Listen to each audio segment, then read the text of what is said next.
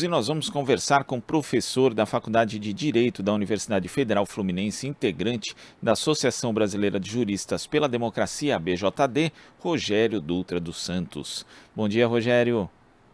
Bom dia, Glauco. Rogério, ontem o Partido Liberal, o PL, anunciou oficialmente Jair Bolsonaro como candidato à reeleição à presidência da República num evento realizado no Maracanãzinho.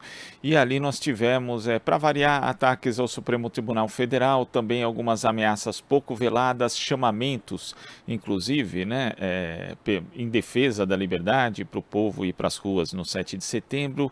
De uma forma geral, como é que você viu esse lançamento, a performance do presidente nesse evento, Rogério?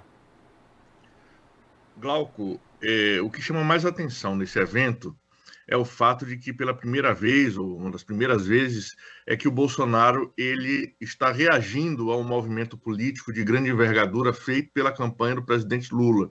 Né? A campanha, como a gente sabe, fez um grande ato público na Cinelândia do Rio de Janeiro há alguns dias, e isso chamou uma quantidade enorme de pessoas, mais de 70 mil pessoas, na estimativa mais pessimista, e o Bolsonaro se sentiu na obrigação de reagir a isso no lançamento oficial de sua candidatura. E ele fez isso no Maracanãzinho. O Maracanãzinho cabe 11, 12 mil pessoas e, pelo que consta, havia somente 7 mil pessoas, ou seja, 10 vezes menos gente do que no ato público do Lula no Rio de Janeiro. Né? Então, essa reação demonstra que o Bolsonaro ele começou a ficar nas cordas. Né? Ele não está mais dando o tom da campanha como ele fazia antes, com as fake news, com a movimentação da Deep Web, das mensagens de Telegram, de Zap, etc. Ele não tem mais, vamos dizer assim, o controle narrativo da campanha,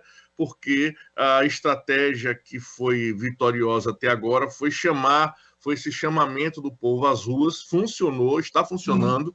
A campanha do Lula está rodando pelo país sempre com multidões bastante consideráveis, e isso deslocou, vamos dizer assim, a estratégia de campanha. O Bolsonaro agora não pode mais ficar falando sozinho nas redes, ele tem que efetivamente mostrar poder de fogo, e esse poder, entre aspas, né, obviamente, esse poder de fogo que o Bolsonaro tem que mostrar é nas ruas. E esse lançamento da pré-campanha dele, no meu entendimento, se mostrou um relativo fracasso, visto que ele não encheu o Maracanãzinho, que já é um local relativamente pequeno, dado o número de intenções de voto que até hoje estão aí vinculados à candidatura do Bolsonaro, e isso, de alguma forma, já mostra o enfraquecimento de sua campanha. Né? E eu acho que esse é o diagnóstico a princípio que a gente pode fazer, não é o enfraquecimento da campanha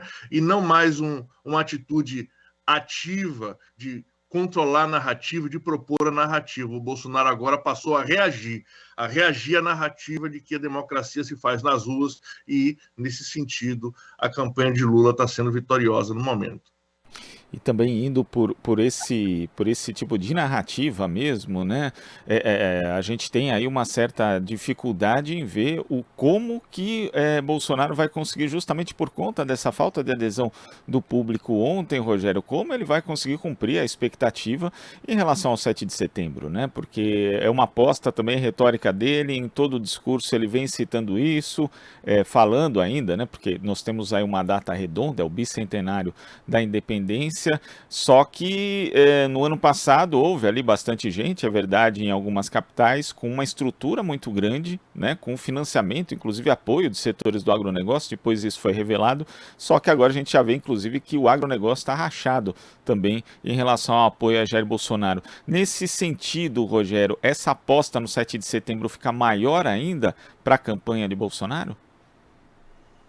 Eu acredito, Glauco, que um dos erros estratégicos da campanha de Bolsonaro foi apostar no 7 de setembro, ou seja, uma data muito longínqua, na qual ele ainda não teria o controle do tamanho desse negócio, né? Então, a gente está percebendo que, realmente, apesar de todos os benefícios que ele conseguiu, junto com Arthur Lira, dar ao Centrão no Congresso Nacional, né? O Arthur Lira, o presidente do Congresso, presidente da Câmara dos Deputados, ele não conseguiu ainda a galvanização de um apoio fiel do Central, o que é, vamos dizer assim, um oxímoro, né? É uma coisa que não acontece, no apoio fiel do Centrão. Mas, por conta disso, o 7 de setembro efetivamente pode ser menor do que foi o ano passado. Tá? E eu acredito que o ano passado foi um tiro pela culatra. Ele não tinha acumulado força suficiente para realizar um 7 de setembro com golpe de Estado, com invasão do STF, e agora ele tem menos força ainda, porque, às vésperas da campanha, ele não conseguiu mostrar liderança política, ele continua a quase 20 pontos atrás do presidente Lula, e isso faz com que as forças políticas que antes ainda conseguiam apostar no Bolsonaro, no seu terceiro ano de governo, né, no passado, hoje já não tenham mais uma perspectiva de manutenção do poder, né?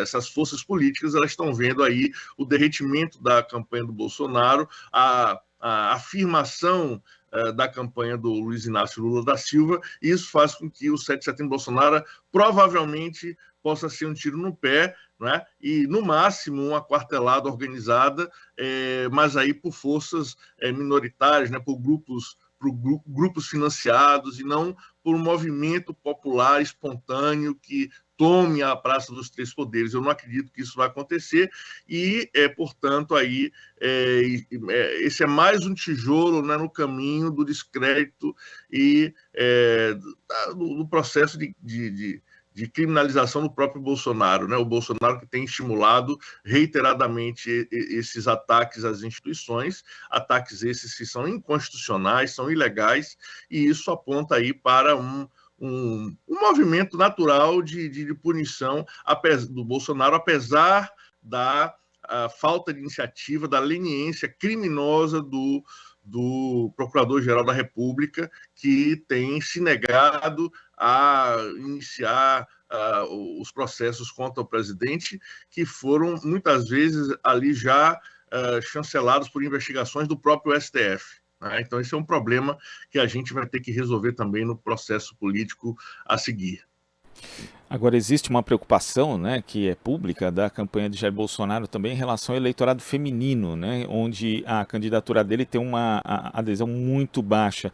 E ontem nós tivemos a primeira-dama Michele Bolsonaro fazendo um discurso ali, inclusive ela foi precedida pelo próprio presidente dizendo, né, falando uma passagem bíblica sobre o valor da mulher virtuosa, né, e o discurso dela é bastante carregado de religiosidade ali, de moral, e puxa, na verdade, para um segmento do eleitorado feminino, né? Não é para todo o eleitorado feminino, Rogério.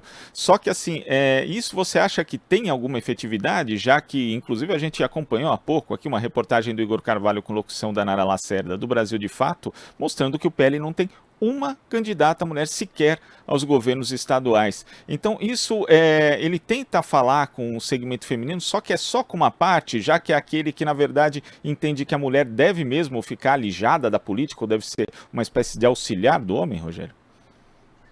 Glauco, eu diria que, no Brasil, uma verdade, um fato concreto na vida da maioria das mulheres é a ameaça constante de violência, especialmente de violência doméstica, né? A gente sabe que a maioria das mulheres que sofrem violência e sofrem, inclusive, feminicídios, são mulheres que têm como algozes os seus companheiros.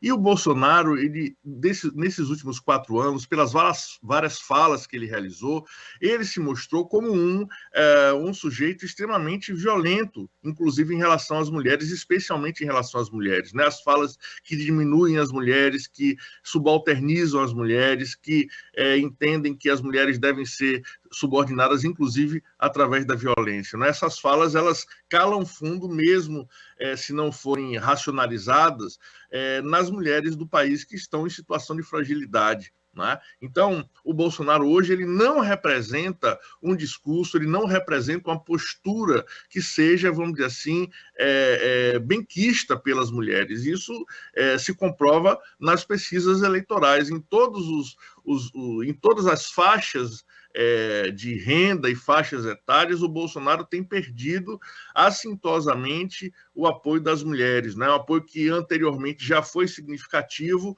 hoje é muito diminuto, e isso faz parte do processo de afirmação de um determinado modelo de narrativa, e faz parte de um processo de conhecimento de alguém que não é mais apenas um candidato, e sim alguém que governou o país, que está governando o país há 4 anos, e as pessoas não têm mais ilusões acerca de quem seja o Jair Bolsonaro. Então, acredito que esse movimento da Michelle Bolsonaro, do Bolsonaro, de eventualmente falar para um público seleto, vinculado ao pentecostalismo, né, o público feminino, ele é inócuo em relação à grande política, não é?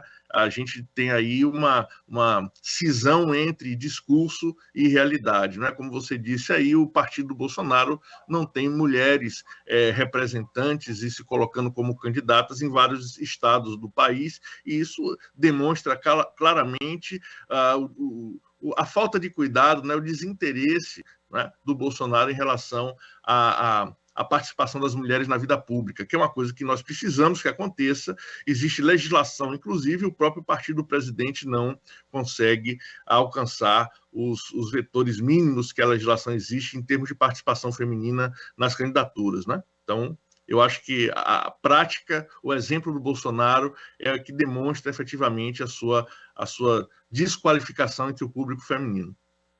E sobre essa questão das pessoas não terem mais ilusão de quem é Jair Bolsonaro, Rogério, na semana passada, depois do encontro ali do Bolsonaro com embaixadores, a gente escuta, né, na mídia tradicional principalmente, aquelas vozes em off dizendo: olha, pessoas da campanha do Bolsonaro ou do Centrão estarão incomodadas com os ataques, né? Militares também não teriam gostado, alguns. Ou então aquele discurso de que tem uma ala técnica e outra ideológica no governo. Mas ontem foi um evento oficial de campanha em que Bolsonaro simplesmente repetiu os ataques que faz o STF, fez convocatórias que deixavam no ar inclusive uma certa dubiedade em relação ao estímulo à violência política mesmo, ou seja, fez mais do mesmo. Quer dizer, a essa altura do campeonato não dá para dizer que alguém que está junto com Bolsonaro, como por exemplo o presidente da Câmara, Arthur Lira, que estava lá presente, não sabe o que é e o que representa o governo dessa pessoa, Rogério.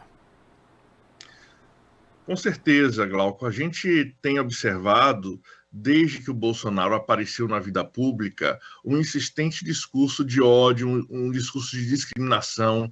As eleições do Bolsonaro em 2018 foram baseadas em fake news. O Bolsonaro governou através de fake news, de discursos que promovem violência.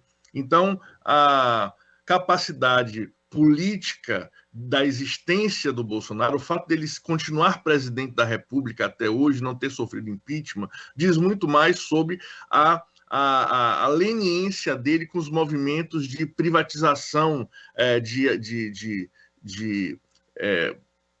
do país, né, de empresas públicas e assim sucessivamente, né, de desmonte da Petrobras, venda da Eletrobras. Então, essa pauta neoliberal, que é tão cara aos donos do poder, vamos dizer assim, ela é a pauta que permitiu Bolsonaro sobreviver, apesar do seu discurso vazio, apesar do seu discurso violento, apesar do seu discurso sem sentido.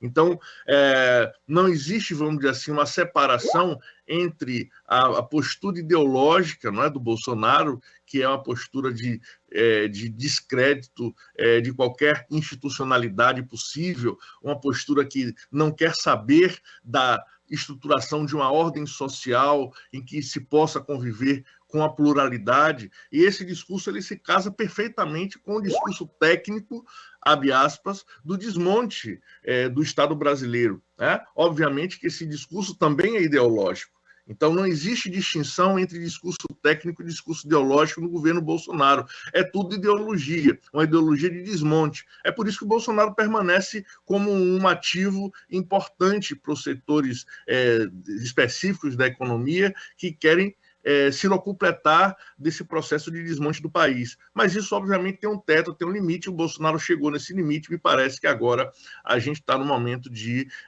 das forças econômicas entenderem, inclusive, a necessidade da reconstrução da ordem econômica e da ordem política do país, sob a possibilidade de a gente não ter mais condição de ninguém, vamos dizer assim, lucrar com a existência do Brasil, né? A gente, diante de um segundo governo Bolsonaro, estaria claramente num processo, eu diria, de africanização do país, de balcanização do país, né?